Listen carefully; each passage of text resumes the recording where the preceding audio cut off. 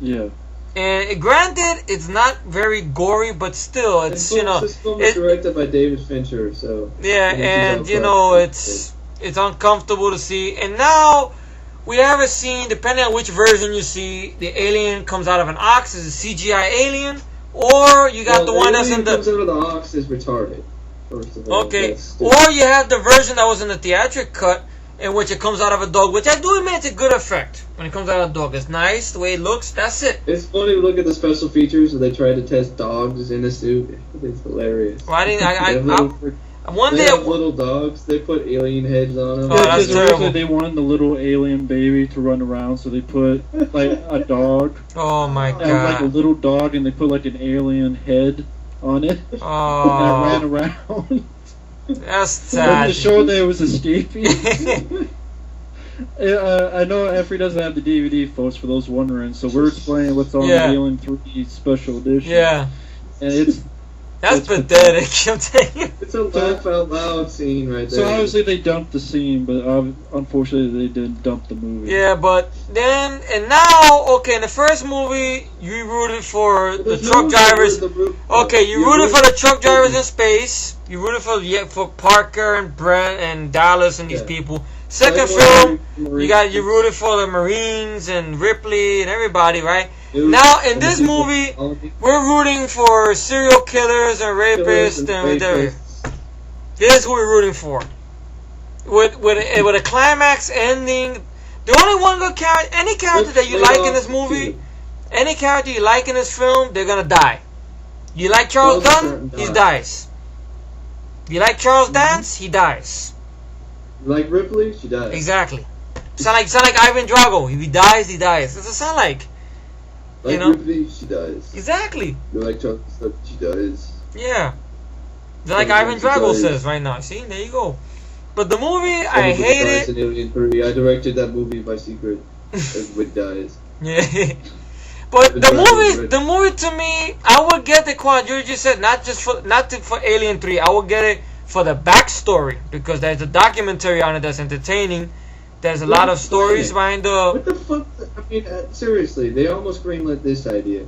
A wooden planet. They did greenlight it, and then they changed their minds while filming it, which is like, oh my god. And then what they did to Rennie Harlan. Rennie Harlan walked off after a while. How do you make planet? Yeah, that's true. Rennie Harlan. How is that even possible?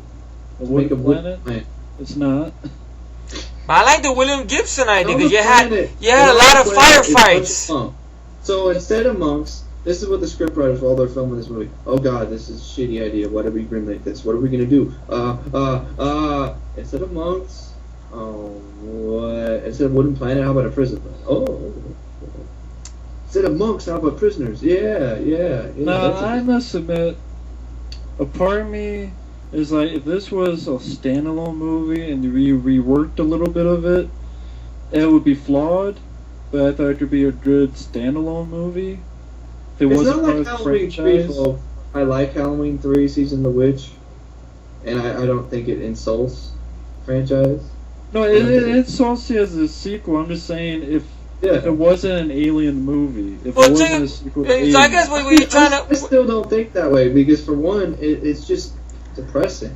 Yeah, it is a depressing flick. Depressing than the first one. First one? What are you talking about? The first one depressing? Really? I didn't find the first one depressing. If you think about it, almost everybody dies except Ripley. Yeah, but she survives though. I mean, she kicks the alien's ass. I'm just saying the whole premise of it. It's dark.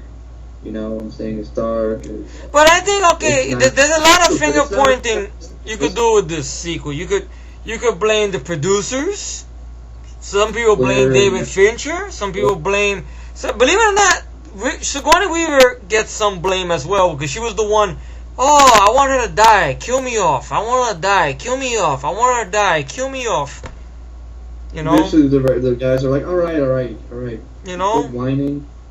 We'll write it in the script. Yeah, exactly. That's what it is. There's a lot of blame you could point on this. You could blame the producers who turned down William Gibson's script, which I want to give a big fuck you to. Basically, for William Gibson's script had Ripley in a coma, Space Mole, and 8 firefights, Matt? Yeah. There you go. Yeah. 8 firefights.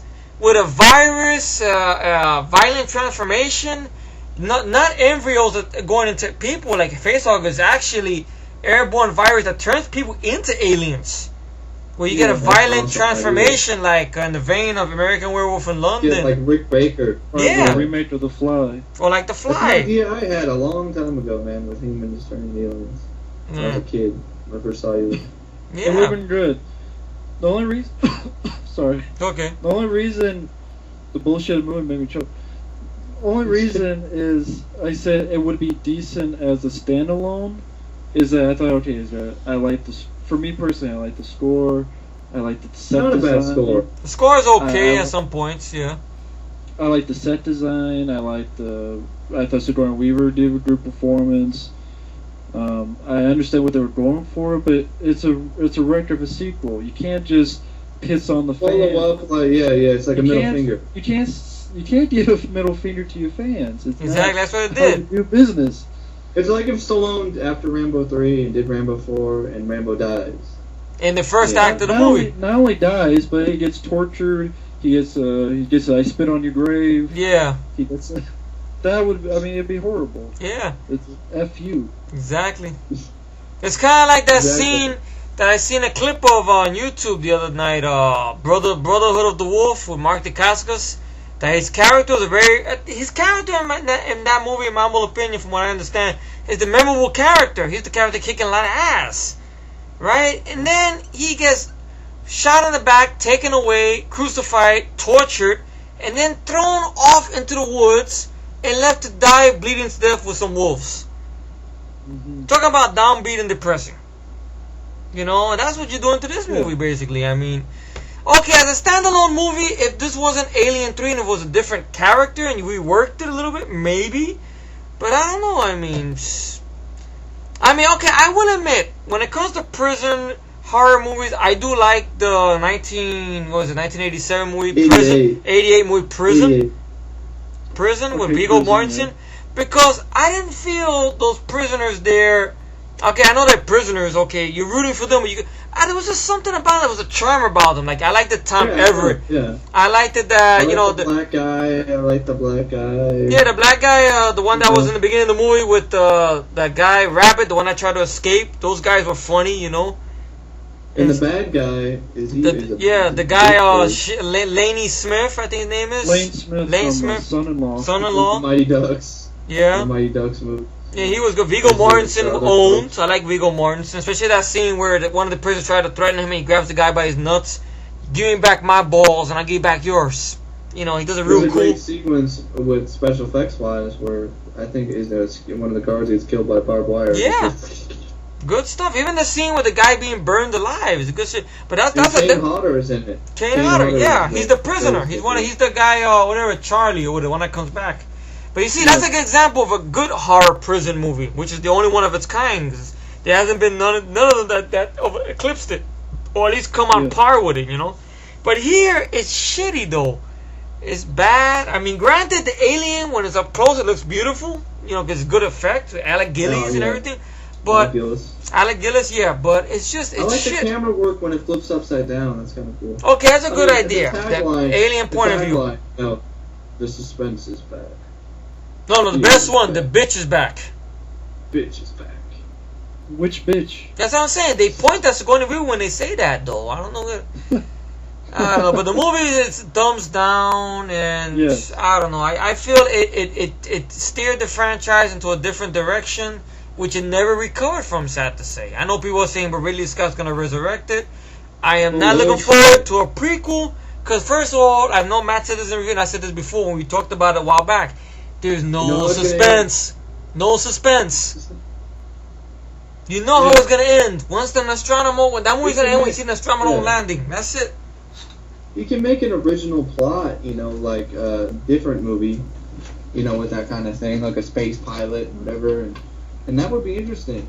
But if you're going to throw in, who gives a shit about what happened to the space pilot? Oh God, I want to know what happened to him. Well, whatever happened to going back to the alien planet and kicking ass? Exactly. Never happened. Well, it's stupid. It's like, okay, that's once people would actually watch. Yeah. But let's make 2 movies, prequels that no one wants to watch. Exactly. But we're gonna put him in 3D. That's what they're gonna do. Fuck you. Yeah. buddy. So anyway, that's my final our big rant on Alien 3. And hopefully by the time this is uploaded, maybe Michael King will have his rant up. I'm curious to hear. I know he hates that movie as much as we do. Alright, go ahead, Mike. I'm trying to think of some, About the fog. You mentioned that. You mentioned the Fog remake. The Fog remake is a piece of shit. With Tom Welling.